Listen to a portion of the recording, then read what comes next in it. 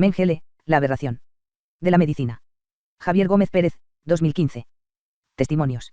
Hoy en día, escribo este libro en el año 2015, hay documentados 74 testimonios de otros tantos sobrevivientes del campo de exterminio de Auschwitz en los que se detalla que Josef Mengele protagonizó las llamadas elecciones de la muerte, pero habría otros miles o decenas de miles que atestiguarían lo mismo, pero sus palabras fueron silenciadas por el ciclón B en Birkenau o por infame bisturí de Mengele. Testimonios sobre la cruel frialdad de Mengele durante su estancia en Auschwitz hay muchos, uno sobre su proceso de selección en el cual decide quién sería asesinado a las pocas horas y quién morirá en breves días, otros recuerdos nos muestran a un médico de semblante dulce que insultando a la divina ciencia y escupiendo sobre el juramento de Hipócrates utilizó los conocimientos destinados a sanar enfermedades para acometer abominables experimentos mediante la muerte lenta y dolorosa de sus víctimas. En cualesquiera de ambos casos su personalidad es distante y altiva sin llegar al menosprecio ante sus colegas de profesión, meticuloso en el trato correcto pero introvertido ante su entorno, aunque siempre se jacta de que todos sus actos criminales están encaminados por el bien de la ciencia en general y por Alemania en especial. Como parte de la vida de Mengele no puedo dejar atrás las palabras de quienes sufrieron en sus carnes el haberse cruzado en la vida de tan siniestro personaje. Arminio Wachsberger. El 16 de octubre de 1943 una redada de la SS en Roma, Italia, produce la detención de 1022 judíos romanos. Tras 2 días de encierro son trasladados a la estación de ferrocarril de Roma en donde son obligados a subir a los vagones destinados al ganado, apretados emprende un viaje sin retorno hacia Auschwitz. La llegada se produce entre las voces de los soldados SS que les instan a bajar inmediatamente de los vagones y los ladridos de los perros. En la rampa de llegada está el comandante Rudolf Haas que observa la larga fila de italianos que van a pasar el filtro de la selección. Arminio Wachsberger, originario de la ciudad croata de Riqueja, está entre los prisioneros encargados de ayudar a bajar de los vagones a los recién llegados y de requisar las maletas y efectos personales. En ese momento ve aparecer al doctor Mengele que se dispone a realizar la selección de la muerte. Mengele intenta explicar a los italianos que se coloquen en fila y que digan su profesión, pero ni los italianos entienden el alemán ni Mengele el italiano. Wachsberger se ofrece voluntario para traducir las órdenes de Mengele por conocer perfectamente ambos idiomas y consigue que el contingente romano se calme y siga las instrucciones. Wachsberger así lo expresa en sus memorias. Me ordenó decir que las ancianas y las mujeres con hijos pequeños serían puestas en camiones para viajar hasta el campamento, que estaba a 10 kilómetros de distancia. Los jóvenes, unos 450, permanecerían atrás y harían el viaje a pie. Si alguno de ellos se sentía cansado y no deseaba caminar, también podían viajar en los camiones. Unos 300 eligieron viajar en camión. Y murieron por eso. Wachsberger llegó a tener una cierta confianza con Mengele. Algunas noches el ángel de la muerte se emborrachaba con vodka y entraba en una mezcla de melancolía y añoranza. Mandaba llamar a Wachsberger con el que mantenía conversaciones intrascendentes. En una ocasión se atrevió a preguntar a Mengele las razones de por qué unos 300 judíos jóvenes y sanos fueron enviados a la cámara de gas y la respuesta fue escalofriante. Quien no es capaz de caminar 10 kilómetros tras pasar 5 días en un tren, no puede hacer el trabajo que necesitamos aquí. El traductor Wachsberger, como reconoce en sus memorias, comprendió enseguida que Mengele no respetaba las cuotas fijadas por Heinrich Himmler sobre los prisioneros recién llegados que especificaban que en cada transporte debían salvarse entre 20 y 25%, cuando en realidad Mengele apartaba para la esclavitud al 10% de los prisioneros, siendo enviado el resto a las cámaras de gas de Birkenau. Mengele demostraba con sus palabras ser el amo de la muerte. Wachsberger sobrevivió al exterminio de Auschwitz, aunque tras la liberación descubrió que su esposa y su hija Claretta, de 5 años, fueran gaseadas y quemadas en los hornos de Birkenau. Ernst W. Michel. Ernst W. Michel, judío alemán, llegó como prisionero a Auschwitz, número 104-1995, en la primavera de 1943. Debido a que era un experto en caligrafía y tenía una escritura perfecta, fue destinado a la fábrica de Buna de IG Farben, Monowitz, para redactar certificados de defunción de aquellos prisioneros no judíos asesinados. En cierta ocasión un SS le golpeó en la cabeza produciéndole una herida inciso contusa que lo obligó a acudir a la enfermería del campo. Tras ser curado de la herida, un SS ordena que tanto Michel como un enfermero traigan a un grupo de 6 u 8 muchachas húngaras, llegadas a Birkenau como prisioneras, desde los camiones en donde estaban subidas hacia la enfermería. Estaban asustadas y Michel charló con una de ellas para tranquilizarla. En estos días el doctor nazi Edmund Koenig estaba realizando experimentos sobre la aplicación de descargas eléctricas en cerebros. Michel llegó a la enfermería guiando a las jóvenes prisioneras y allí estaba Mengele esperándolas para cooperar con el doctor Koenig. Mengele les ordena que esperen fuera y la puerta se cerró. Una hora más tarde Michel y el enfermero son llamados para entrar a la clínica y se les indica que traigan camillas. Michel recuerda perfectamente lo que encontró. Una muchacha aún estaba conectada a una máquina de electroshock, otras 2 estaban muertas, una de ellas habló con Michel 1 hora antes, el resto estaban inconscientes y en estado de agonía manteniendo aún pedazos de papel entre los apretados dientes. Peri Broad. El Rotenführer de la SS, Peri Broad, y destinado en Auschwitz como traductor y taquígrafo del cuartel de la SS desde abril de 1942 hasta la evacuación el 18 de enero de 1945, redactó unas memorias para el ejército británico que le estaba interrogando y de las que se puede extraer. Escaleras de madera portátiles son acopladas atrás a los camiones y aquellas personas, que el médico de los SS ha seleccionado como incapacitadas para trabajar, tienen que subir a los camiones. Los hombres de los SS del departamento de registro contabilizan a cada una de las personas que sube estas escaleras. Asimismo registran a todos aquellos que son considerados capacitados para trabajar y que deben prepararse para la marcha al campo de hombres o de mujeres. SS ha seleccionado como incapacitadas para trabajar, tienen que subir a los camiones. Los hombres de la SS del departamento de registro contabilizan a cada una de las personas que sube estas escaleras. Asimismo registran a todos aquellos que son considerados capacitados para trabajar y que deben prepararse para la marcha al campo de hombres o de mujeres. Salmen Gradowski. Tras la liberación del complejo Auschwitz el 27 de enero de 1945, las tropas soviéticas encontraron entre las cenizas de unos de los crematorios dinamitados de Birkenau una botella de cristal con algunos pedazos de papel en su interior que milagrosamente habían soportado la acción del fuego. Eran notas redactadas en secreto por el prisionero judío y sonderkommando Salman Gradowski. Nacido en 1909 en la ciudad polaca de Suwałki, fue deportado a Auschwitz el 8 de diciembre de 1942 junto a su familia. Todos fueron asesinados, aunque Salman pudo dejar escritas parte de sus experiencias antes de ser también eliminado por la SS durante la evacuación del campo para eliminar todo rastro de pruebas incriminatorias. Sobre la llegada de los transportes con prisioneros judíos y la posterior selección de la muerte detalló. Todavía los dos permanecen juntos, a un lado el marido, al otro su mujer y su hijo. Hay muchos otros, también personas mayores, un padre viejo y frente a él la madre tan debilitada. También hay hermanos que con sus ojos buscan a sus tan queridas hermanas. Nadie sabe lo que ocurrirá aquí en unos momentos. Sin embargo, cada uno de ellos intuye que les espera la selección. Ahora el médico de los SS empieza a separar a aquellos que según él todavía están capacitados para trabajar de aquellos que ya no lo están. Las madres con hijos pequeños por principio se consideran incapacitadas para trabajar. Asimismo, todas las personas que le parecen enfermizas o débiles. Gisela Perl. Gisela Perl llegó a Auschwitz en 1944 desde su Rumanía natal como prisionera judía junto a sus padres, hermanos, su marido y el hijo de ambos. Su recién terminada carrera como ginecóloga le permitió sobrevivir a tan infame campo, aunque bajo la dirección de Mengele. Como prisionera médico se le encargó la selección de mujeres embarazadas dentro de Birkenau y a fin de que Mengele experimentase con ellas debía de entregar una lista diaria con sus nombres bajo la excusa de que recibirían una ración más de comida. La primera vez Gisela presentó ante Mengele un grupo de prisioneras en estado de gestación, recibieron un trozo de pan y algo de mantequilla y regresaron al barracón. Las demás mujeres embarazadas, al enterarse, corrieron hacia Gisela para que las inscribiesen en las listas. Mengele se quedaba a diario con la lista de mujeres preñadas, la mayoría eran llamadas para presentarse en la clínica que Mengele tenía en Birkenau. A unas les practicaba cesáreas brutales en las que las madres morían y experimentar con los fetos, a otras sencillamente las torturaba para ver cómo abortaban espontáneamente. Cuando Mengele se sentía colmado en sus ansias de sangre, ordenaba que las mujeres de las listas que aún vivían fuesen enviadas a las cámaras de gas. Gisela, cuando tiene conocimiento del verdadero fin de las listas que elabora a diario, decide valientemente el falsear los datos que entrega a Mengele con listados de mujeres que realmente abortarían por sí mismas y, junto a su madre, practicar abortos nocturnos sin anestesia en las prisioneras para evitar que también murieran bajo el bisturí de Mengele. Pero, ¿cómo ocultar los abortos en las formaciones todos los días? Por la noche, su madre sujetaba firmemente a cada una de las embarazadas y amordazándolas, Gisela realizaba el aborto. Los fetos, de escasos centímetros, eran desechados por los rincones de Birkenau. Nadie descubrió estos abortos.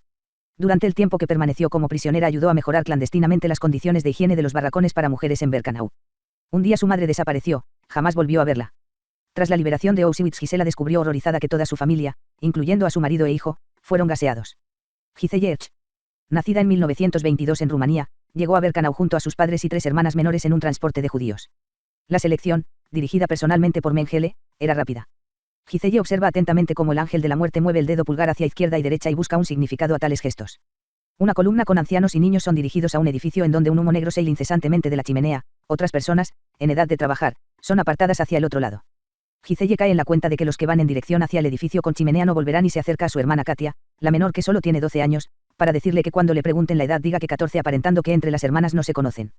Llegado el momento de pasar por el filtro de Mengele, el padre de Giselle dice su edad, 49 años, el dedo del doctor de la muerte gira hacia la derecha en donde se encuentra el edificio con chimenea. Su madre es directamente apartada hacia la izquierda, tiene aspecto de poder trabajar duro como esclava, pero se vuelve hacia Mengele y le dice que ella siempre está junto a su esposo. Mengele responde simplemente levantando los hombros con indiferencia y vuelve a girar el dedo hacia la derecha.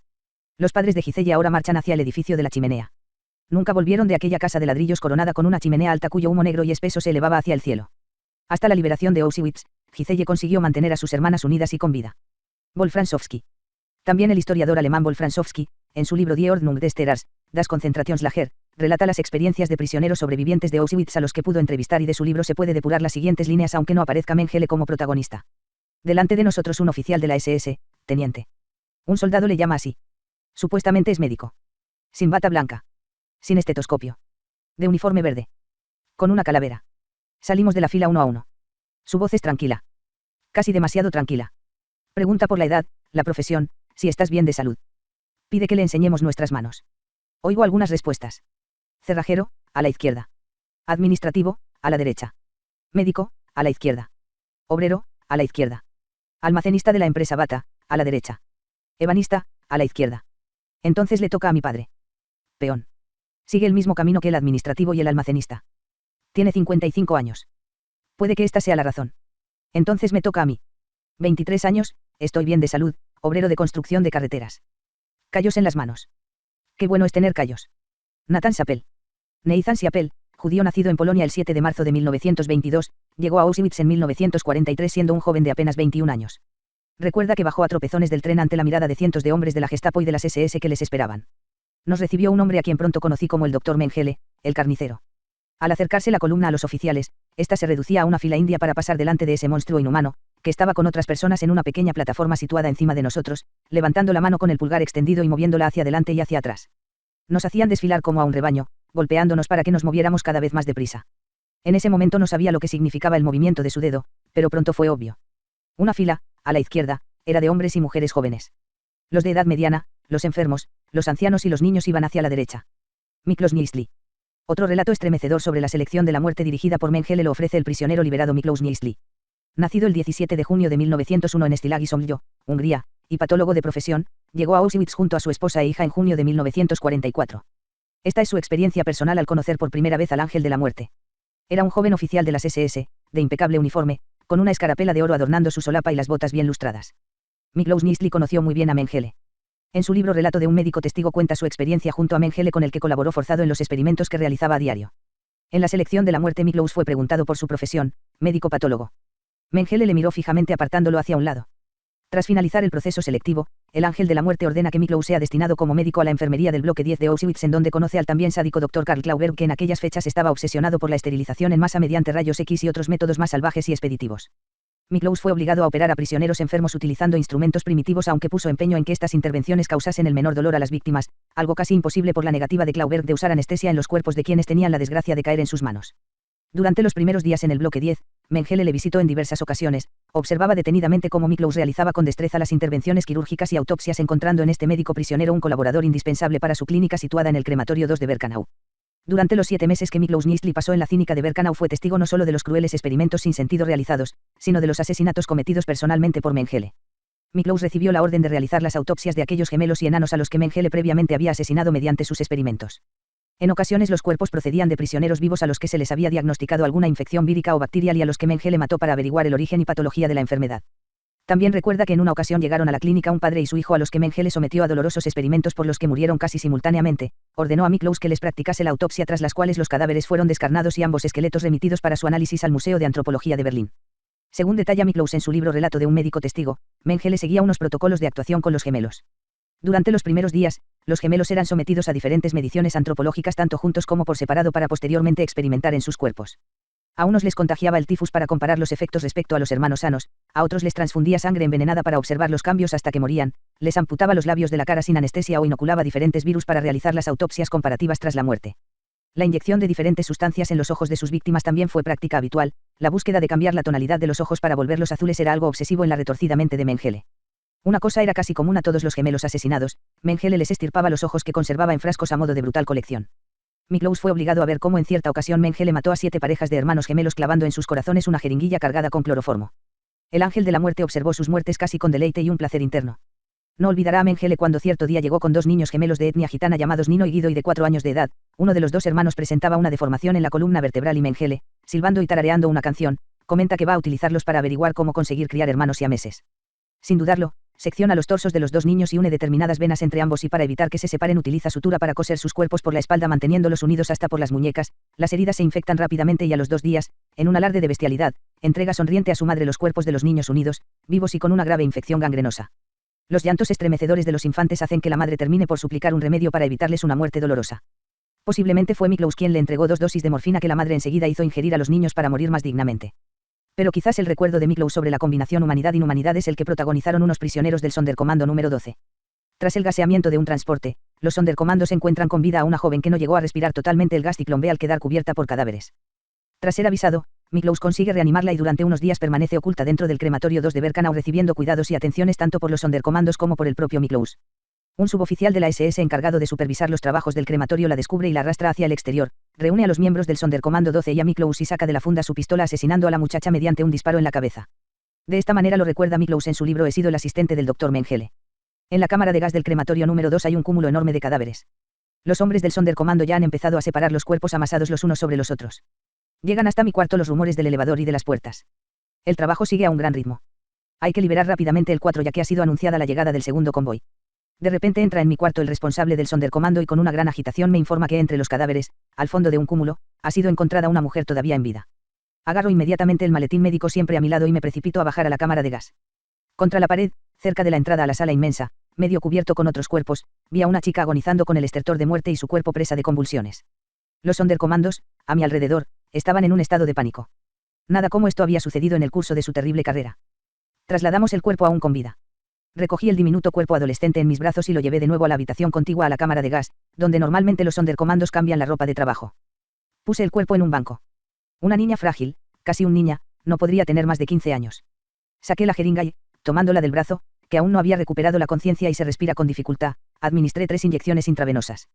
Mis compañeros cubrían su cuerpo, que estaba tan frío como el hielo con un pesado abrigo. Uno corrió a la cocina a buscar un poco de té y caldo caliente. Todo el mundo quería ayudar como si fuera su propia hija. La reacción no se hizo esperar. La niña sufrió un ataque de tos que hizo subir la flema de los pulmones. Abrió los ojos y miró fijamente al techo.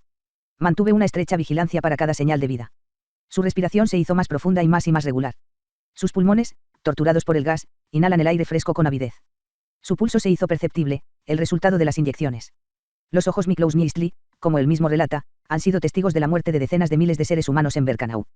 Con el desmantelamiento del complejo Auschwitz en diciembre de 1944, los prisioneros recluidos en los diferentes campamentos separados por procedencias religiosas, étnicas y locales, checos, gitanos, etc., van siendo eliminados sistemáticamente en las cámaras de gas.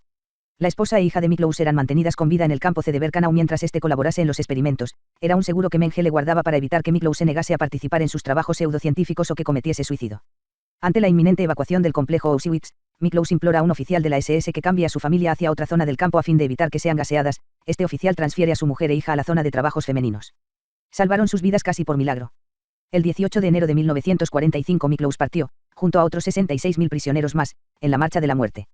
Filip Müller. Filip Müller, nacido en Checoslovaquia en 1929, llegó al campo Auschwitz en enero de 1942 como prisionero judío.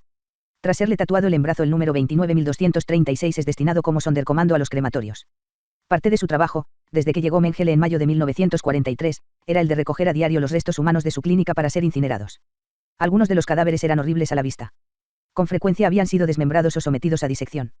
Muchos eran de hombres y mujeres jóvenes que tenían quemaduras extrañas y heridas infectadas en los testículos o en las partes inferiores del cuerpo, cuando no abscesos en el vientre y en los muslos. Otros tenían un tinte azul rosado o caras purpúreas, con la mandíbula apretada. Mark Berkowitz. Mark Berkowitz, checoslovaco con 12 años de edad, llegó a Auschwitz en marzo de 1944 junto a su hermana gemela Francesca y la madre de ambos. En la selección los dos hermanos fueron apartados por Mengele y llevados a la clínica de Birkenau. Antes de que comenzaran los experimentos, Mengele llegó y me tatuó mi número personal. Nos metieron en los baños químicos para congelarnos, pero eran las agujas lo que nos daba más miedo. Después de las primeras 150 inyecciones dejé de contar. Una mañana en julio de 1944 vi a mi madre entre una larga lista de mujeres que se mueven hacia la cámara de gas. Mengele me llamó y me obligó a mirar hacia el crematorio. Sabía que iba a ver a mi madre ir a su muerte. Un par de días más tarde él me preguntó si yo todavía creía en Dios. Berkowitz también fue testigo de la envidia que otros médicos de Auschwitz tenían sobre el poder de Mengele dentro del campo. El Dr. Heinz Tilo trataba de copiar a Mengele. Creó un cortejo para sí y trataba de desarrollar proyectos de investigación como Mengele. Le tenía mucha envidia. Cierta vez, Mengele abandonó el campamento durante varios días y me dio instrucciones de que nadie tocara nada en su zoológico durante su ausencia. Tilo trató de hacer una selección entre nosotros y tenía intenciones de incluirme. Uno de los prisioneros dijo que había llegado el momento de rezar. Yo recobré el uso de la lengua y dije a Tilo que el Dr. Mengele me había encargado de cuidar sus registros mientras él no estuviera. Tilo, al oír su nombre, olvidó la selección. El nombre de Mengele era un santo y seña para nosotros, una palabra sagrada. Moshe Ofer. Moshe Ofer y su hermano gemelo Tibi nacieron en Rusia en 1932, en 1944 toda la familia fue detenida por ser judíos y enviada a Auschwitz. Mengele seleccionó a los hermanos para ser llevados a la enfermería mientras que el resto de su familia fue directamente enviada a las cámaras de gas. Mousia recuerda sobre Mengele. El doctor Mengele había estado siempre más interesado en Tibi, no estoy seguro de por qué, tal vez porque él era el gemelo mayor. Mengele hizo varias intervenciones en Tibi, una operación quirúrgica en la columna vertebral de mi hermano lo dejó paralizado.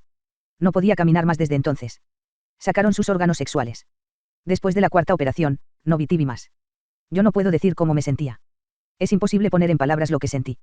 Se habían llevado a mi padre, mi madre, mis dos hermanos mayores y ahora, mi gemelo. Itzhak Ganon.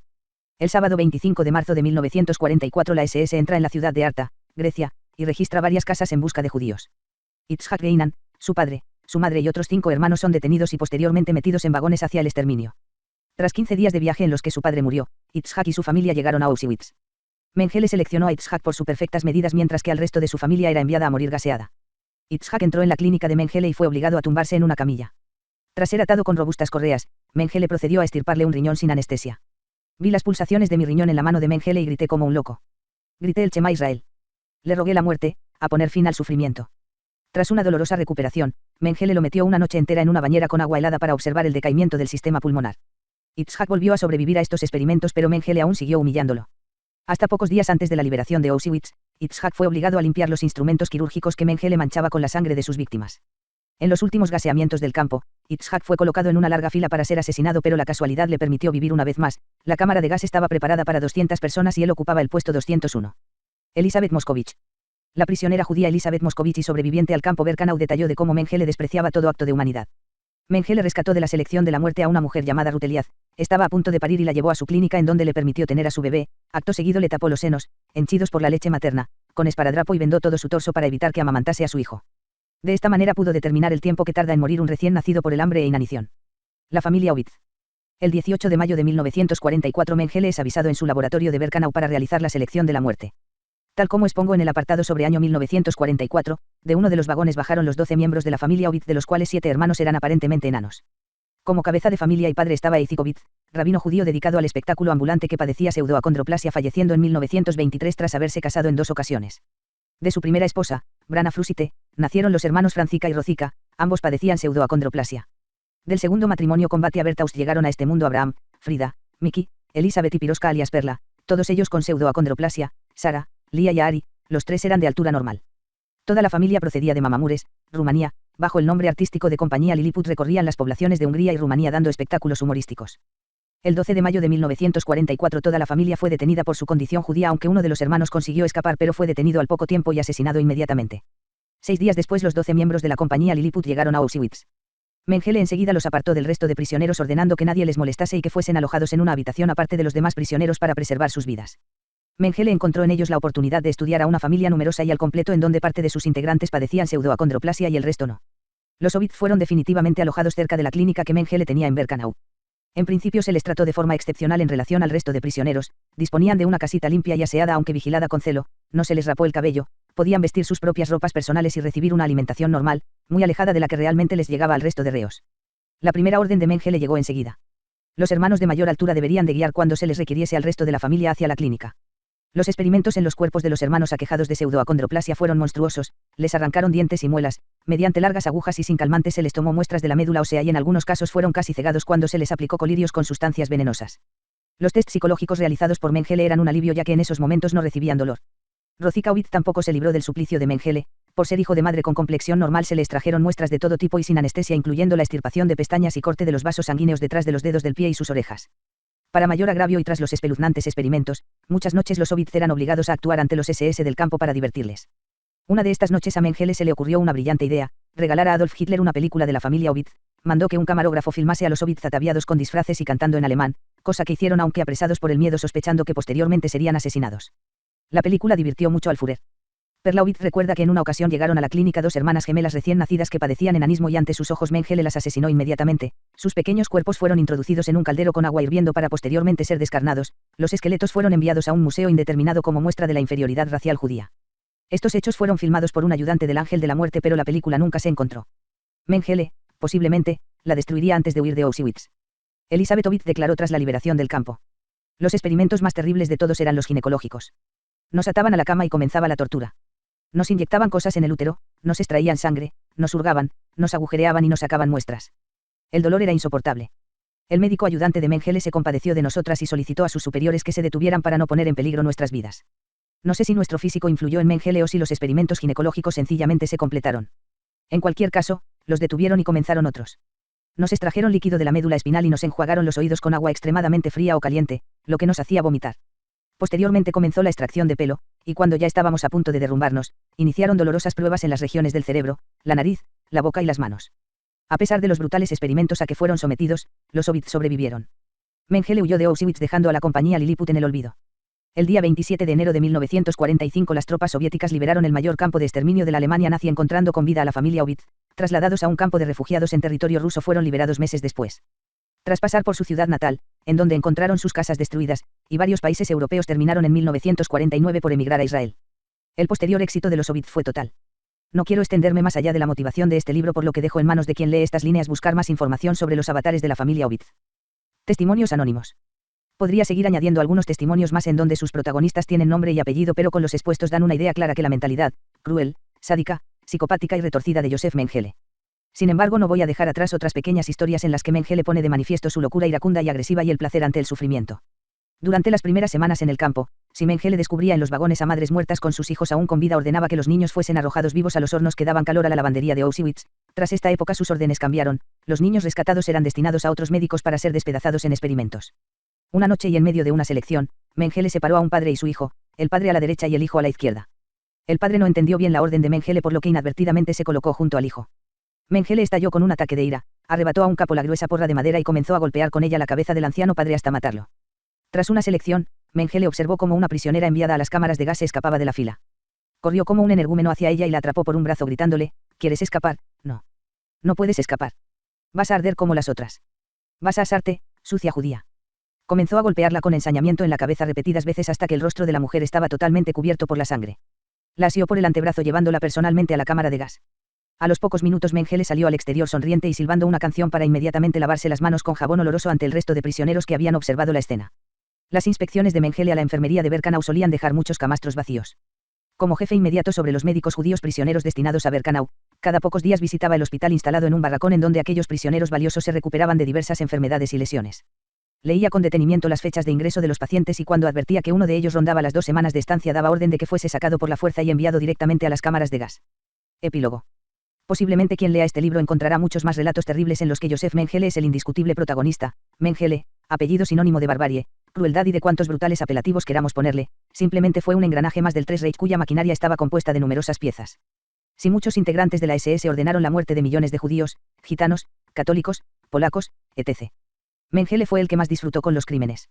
No puedo cerrar este libro sin incluir el sagrado juramento de Hipócrates en el que todo médico basa su trabajo dedicado a la humanidad, ese mismo juramento en el que Joseph Rudolf Mengele, también conocido con el ángel de la muerte o el carnicero de Auschwitz, defecó. El juramento hipocrático actual. Juramento hipocrático. Prometo cumplir, en la medida de mis capacidades y de mi juicio, este pacto. Respetaré los logros científicos que con tanto esfuerzo han conseguido los médicos sobre cuyos pasos camino, y compartiré gustoso ese conocimiento con aquellos que vengan detrás. Aplicaré todas las medidas necesarias para el beneficio del enfermo, buscando el equilibrio entre las trampas del sobretratamiento y del nihilismo terapéutico. Recordaré que la medicina no solo es ciencia, sino también arte, y que la calidez humana, la compasión y la comprensión pueden ser más valiosas que el bisturí del cirujano o el medicamento del químico. No me avergonzaré de decir no lo sé, ni dudaré en consultar a mis colegas de profesión cuando sean necesarias las habilidades de otro para la recuperación del paciente. Respetaré la privacidad de mis pacientes, pues no me confían sus problemas para que yo los desvele. Debo tener especial cuidado en los asuntos sobre la vida y la muerte. Si tengo la oportunidad de salvar una vida, me sentiré agradecido. Pero es también posible que esté en mi mano asistir a una vida que termina. Debo enfrentarme a esta enorme responsabilidad con gran humildad y conciencia de mi propia fragilidad. Por encima de todo, no debo jugar a ser Dios. Recordaré que no trato una gráfica de fiebre o un crecimiento canceroso, sino a un ser humano enfermo cuya enfermedad puede afectar a su familia y a su estabilidad económica. Si voy a cuidar de manera adecuada a los enfermos, mi responsabilidad incluye estos problemas relacionados. Intentaré prevenir la enfermedad siempre que pueda, pues la prevención es preferible a la curación. Recordaré que soy un miembro de la sociedad con obligaciones especiales hacia mis congéneres, los sanos de cuerpo y mente así como los enfermos. Si no violo este juramento, pueda yo disfrutar de la vida y del arte, ser respetado mientras viva y recordado con afecto después. Actúe yo siempre para conservar las mejores tradiciones de mi profesión, y ojalá pueda experimentar la dicha de curar a aquellos que busquen mi ayuda.